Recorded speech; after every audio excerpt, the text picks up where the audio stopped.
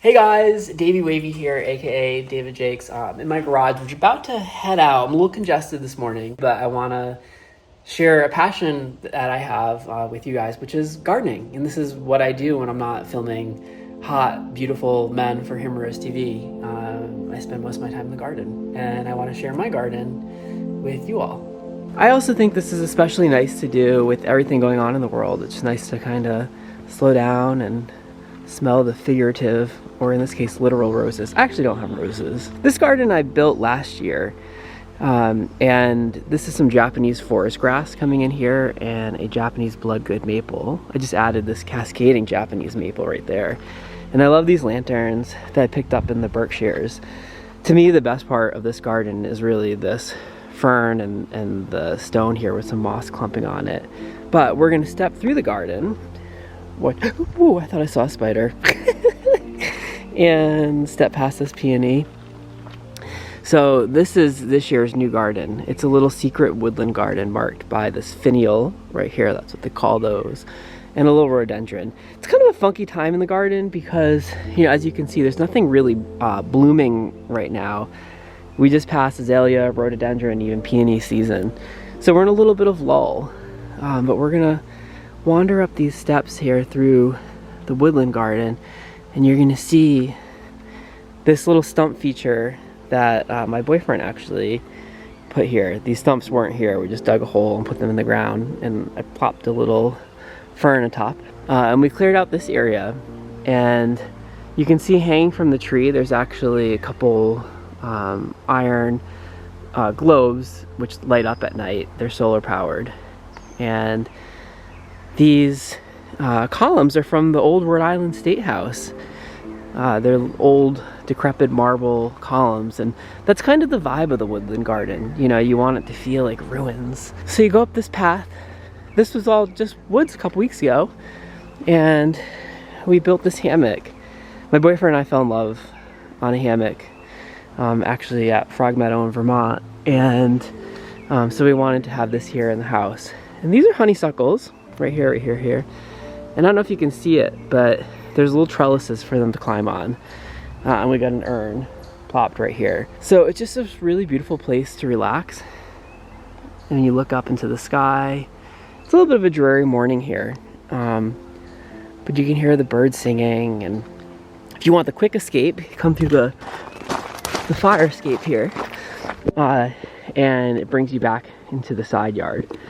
So this garden, really a work in progress. We have a couple trellises, some ivy growing up them, and you can kind of find your way along the stone path, and not a lot of blooms right now. You just missed my lady slipper over here, which was in peak form maybe 2 weeks ago. And it's tough here because, as you can see in the hosta leaves, we get a lot of deer, and they come over and they just munch.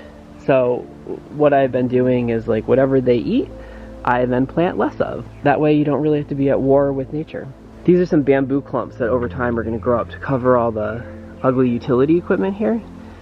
And then we find ourselves passing a stegosaurus fern and emerging into the moss garden. Very much a work in progress.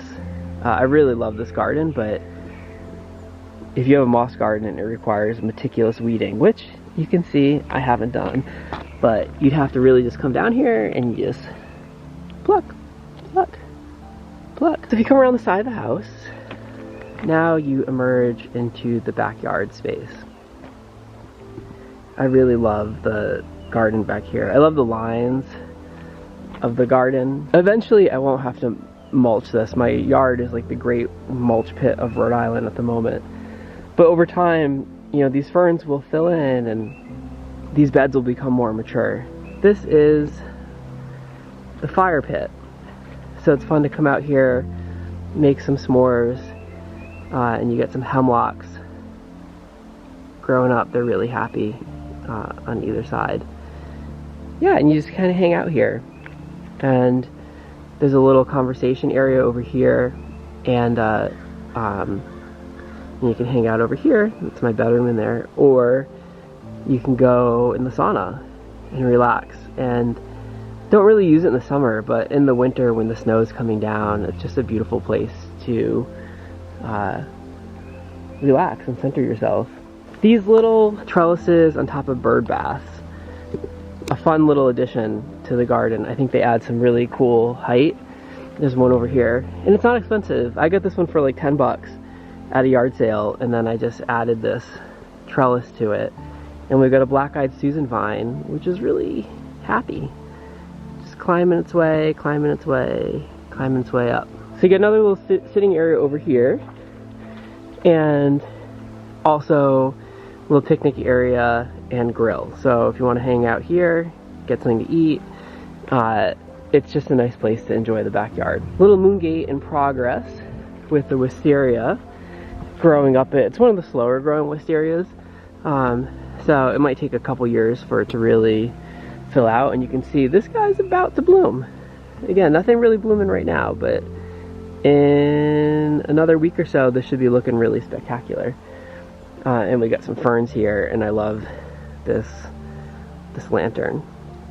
So this rhododendron was in full bloom probably a week ago, and it's now shedding all of its flowers. But this is the side entrance into my kitchen. This is a type of Japanese maple here, and I have, gosh, maybe 5 different Japanese maples, and this is a weeping Norway spruce. Kind of in reverse, this is what the entrance looks like going up into the kitchen.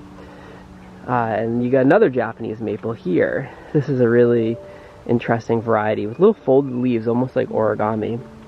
These are Sun Kings. They come back each year, and each year they get a little bit bigger. And these are almost as tall as me at this point. And you can see a nice little fountain feature here. We love a water feature. Another little sitting area down here. While we're here, you know what? Let's take a little listen to the sound of the wind chime. I love this wind chime. It actually plays the notes from the opening theme of Space Odyssey.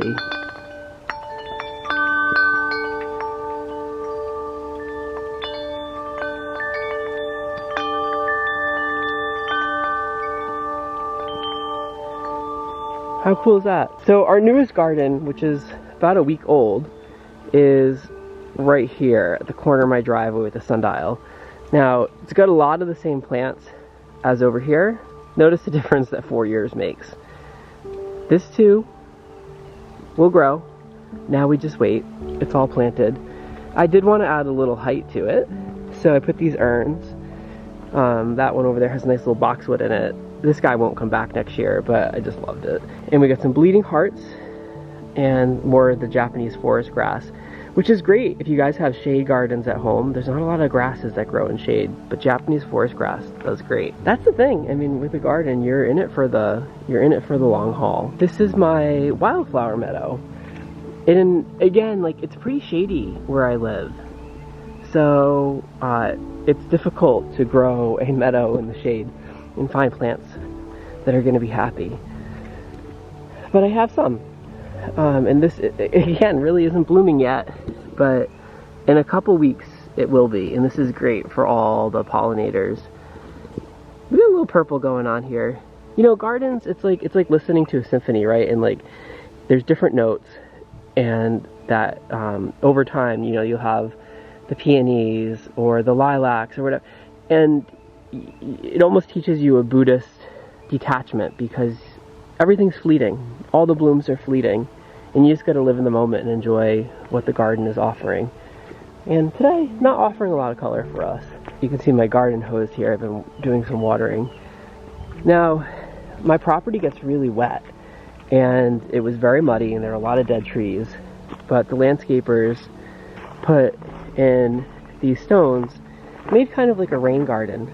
So that when the rain comes down in off my driveway, it all collects in here and makes like a little pond. It's been actually pretty dry lately, so not much water this year. Last year I had like basically a swimming pool down here. And then over here is my little Christmas tree garden, and this goes out to the street.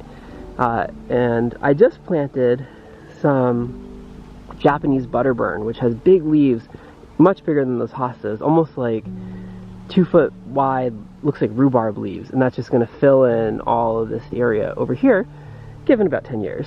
So I'll keep you updated. We're going to sneak up here to the top of the hill, and I want to show you the allium, which is at the very tail end of its bloom.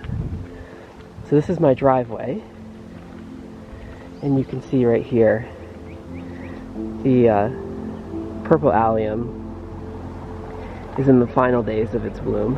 Alright, so that's the end of the garden tour. I've always felt like gardens are spaces that are meant to be shared, and it was a real delight to take a few minutes this morning, especially with everything crazy going on in the world, to share my garden with you. And I hope these few minutes brought you some peace and pleasure and joy. So thanks for watching.